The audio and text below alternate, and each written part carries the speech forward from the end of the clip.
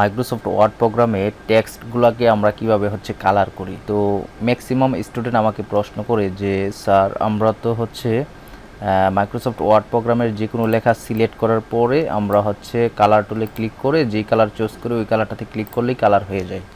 তো আমরা চাচ্ছি যে নির্দিষ্ট একটা এরিয়া সিলেক্ট করে ওই এরিয়ার লেখাটুকুকে কালার করার জন্য। তো আমরা ওই কাজটা কিভাবে করতে পারি, তো আজকে আমি আপনাদেরকে দেখাবো আমরা যে কোনো নির্দিষ্ট এরিয়া সিলেক্ট করার পরেও কালার করতে পারবো।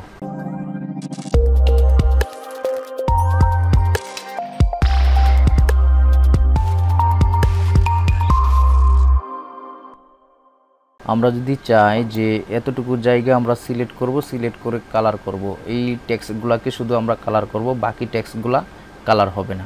তো এটা আমরা কিভাবে করতে পারি আর এইভাবে আমরা কিভাবে সিলেক্ট করতে পারি, তো জাস্ট সিম্পলভাবে আপনি কিবোর্ড থেকে অল্ট বাটনে প্রেস করে রাখবেন।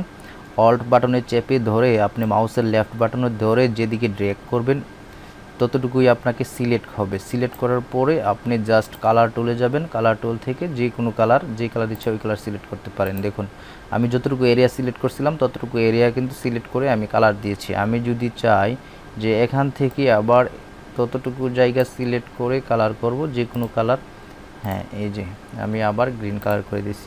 তো এইভাবে আপনারা কালার করতে পারেন।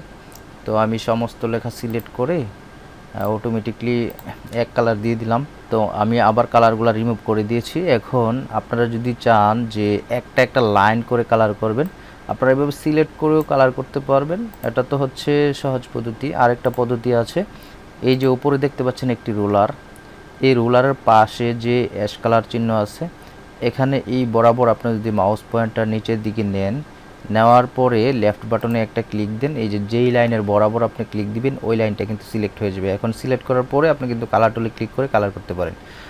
এখন আপনি চাচ্ছেন যে একাধিক লাইন সিলেক্ট করে কালার করবেন, একাধিক বলতে একের অধিক অনেকগুলো লাইন সিলেক্ট করবেন। তো কীভাবে করবেন, আপনি জাস্ট কিবোর্ড থেকে কন্ট্রোল বাটনে প্রেস করে ধরে রাখবেন। ধরে রাখার পরে আপনি যেই লাইনের বরাবর ক্লিক দিবেন ওই লাইনটি কিন্তু সিলেক্ট হয়ে যাবে। এখন আমি 3টা লাইন সিলেক্ট করলাম, সিলেক্ট করার পরে এখান থেকে একটা কালার দিলাম, এই যে কালার হয়ে গেছে। কিন্তু এইভাবেও কিন্তু আপনি সিলেক্ট করতে পারেন।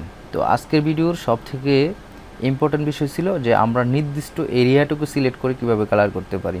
তো আমি আবারও বলছি, অল্ট বাটনে চেপে ধরে আপনি মাউসের লেফট বাটনে চাপ দিয়ে ধরে ড্র্যাগ করে যতটুকু নেবেন ততটুকু কিন্তু আপনি সিলেক্ট করতে পারবেন। এইভাবে আপনি সিলেক্ট করার পরে এখান থেকে কালার টুলে ক্লিক করে কালার করতে পারবেন, অথবা হাইলাইটস করতে পারবেন, যা ইচ্ছা তাই করতে পারবেন। অর্থাৎ আপনি নির্দিষ্ট এরিয়া সিলেক্ট করতে হলে অল্ট বাটনে চেপে ধরতে হবে, তারপরে মাউসের কার্সর দ্বারা আপনি মুভ করে যতটুকু এরিয়া দরকার ততটুকু এরিয়া সিলেক্ট করে নেবেন।